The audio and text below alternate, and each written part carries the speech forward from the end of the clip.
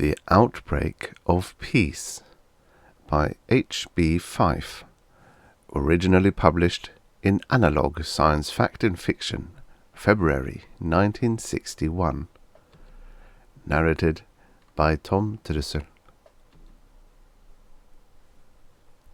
It was a great pity, Space Marshal Wilbur Hennings reflected, as he gazed through the one-way glass of the balcony door, that the local citizens had insisted upon decorating the square before their capital with the hulk of the first spaceship ever to have landed on Pollux 5. 150 years probably seemed impressive to them, amid the explosive spread of Terran colonies and federations. Actually, in the Marshal's opinion, it was merely long enough to reveal such symbols as more than antiquated but less than historically precious. "I presume you plan to have me march past that heap," he complained, tugging at the extremely historical sword that completed the effect of his dazzling white and gold uniform. Commodore Miller, his aide, stiffened nervously. "Around to the right of it, sir," he gestured. "As you see, the local military are already keeping the route clear of onlookers. We thought it would be most impressive if your party were to descend the outer stairway from the palace balcony here, to heighten the importance of—" "To draw out the pomp and circumstance of opening the conference." "Well, sir, and then across the square to the conference hall of the capital, outside which you will pause for a few gracious words to the crowd." "And that will probably be my last opportunity to enjoy the morning sunlight. Oh well, it seems much too bright here in any case." The Commodore absently reached out to adjust a fold of his chief's sky-blue sash, and the Marshal as absently parried the gesture. "I shall be hardly less than half an hour crossing the square," he predicted sourly. "With the cheering throngs they have undoubtedly arranged, and the sunlight reflecting from all that imitation marble, it will be no place to collect one's thoughts." He turned back to the huge chamber constituting the office of the suite supplied by his Polluxian hosts. The skeleton staff of men and women remaining occupied chairs and benches along only one wall, since the bulk of the delegation had been sent out to make themselves popular with the local populace. Hennings presumed the bulk of the local populace to consist of Polluxians assigned to making themselves popular with his Ursan Federation delegation. His people would be listening politely to myriad reasons why the Polluxians had a natural right to occupy all the star systems from here to Castor, a dozen light-years farther from Terra. No one would mention the true motive, their illogical choice in naming themselves the Twin Empire. "Well now," he said crisply, "once more over the main points of the situation.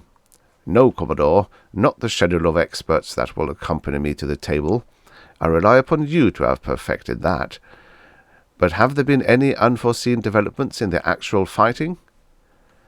A cluster of aides, mostly in uniform but including a few in discreetly elegant civilian attire, moved forward. Each was somehow followed within arm's reach by an aide of his own, so that the advance presented overtones of a small sortie. Hennings first nodded to the first, a youngish man whose air suggested technical competence more than the assurance of great authority. The officer placed his briefcase upon the glistening surface of a large table and touched a switch on the flap.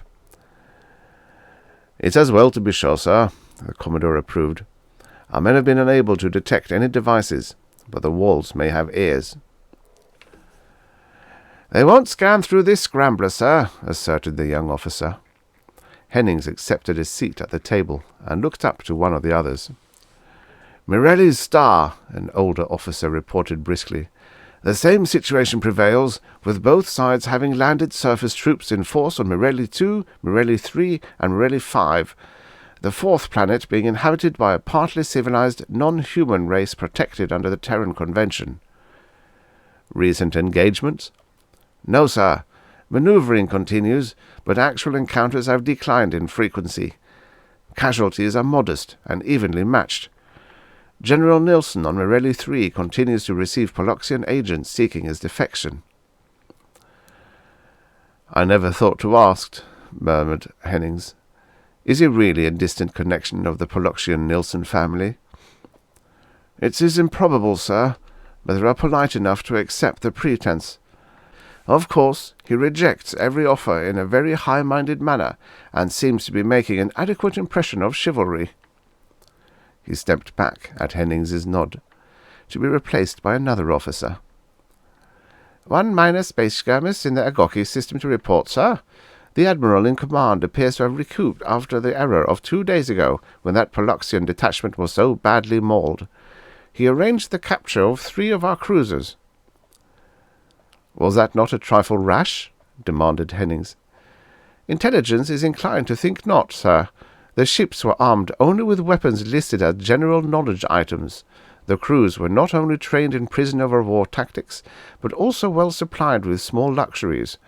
The Poloxian fleet in that system is known to have been in space for several months, so a friendly effect is anticipated." Hennings considered the condensed report proffered for his perusal. He noted that the Poloxians had been quite gentlemanly about notifying Urson headquarters of the capture and of the complete lack of casualties. He also saw that while the message was ostensibly directed to the Federation flagship, it had been beamed in such fashion as to be conveniently intercepted at the secret Urson Federation headquarters on Agoki 7. "That was a bit rude of them," he commented. "We have never dragged their secrets into the open." "On the other hand, sir," the Commodore suggested, "it may be an almost sophisticated method of permitting us to enjoy our superior finesse."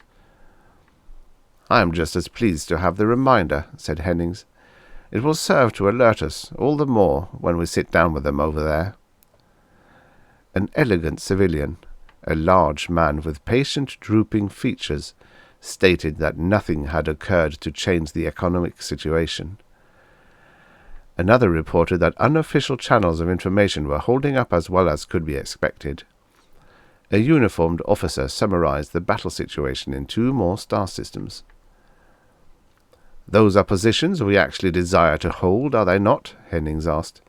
"Is action to be taken there?" "Plans call for local civilian riots at the height of the conference, sir." "But can we lay no groundwork sooner than that? Some time in the foreseeable future, at least. Take it up with propaganda, Blåvelt. It seems to me that the briefing mentioned an indigenous race on one of these planets."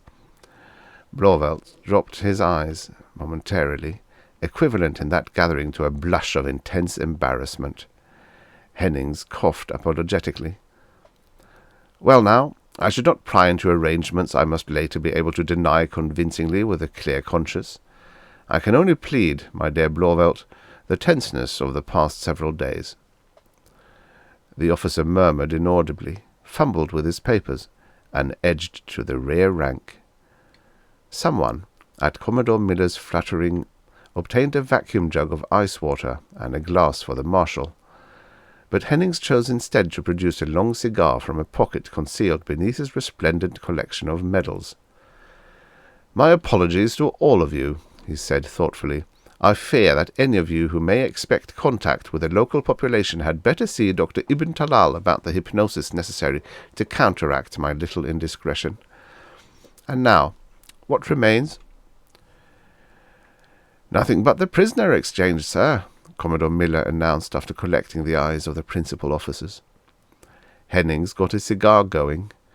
He listened to confirmation of a previous report that a massive exchange of sick and wounded prisoners had been accomplished, and learned that the Ursons now suspected that they had accepted unknowingly about as many secret agents as they had sent the Poloxians. "Oh well," he sighed. "As long as the amenities were preserved, we must be as friendly as possible about that sort of thing, or run the risk of antagonizing them." Seeing that the Commodore was tense with patience, the Marshal rose to his feet. An aide deftly received the cigar for disposal, and the party drifted expectantly toward the balcony doors. From among that part of the staff which would remain to man headquarters, an officer was dispatched to alert the Poloxian honor guard. One more touch before the die is cast, thought the marshal, as two young officers opened the balcony doors to admit the blare of trumpets. Cheers rolled successively across the square, rising like distant waves from somewhere beneath a gigantic banner that draped the Capitol opposite with fiery letters spelling out Peace Conference. With a dramatic gesture, Hennings held up the sheaf of reports they had just reviewed. Smiles disappeared in response to his own serious mien. "So much for the hostilities," he snapped. He tossed the reports to the officer who would remain in charge. "Now for the actual war." Pivoting on his heel, he led them smartly out to the ornate balcony stairway that curved down into the sea of cheering Polaksians.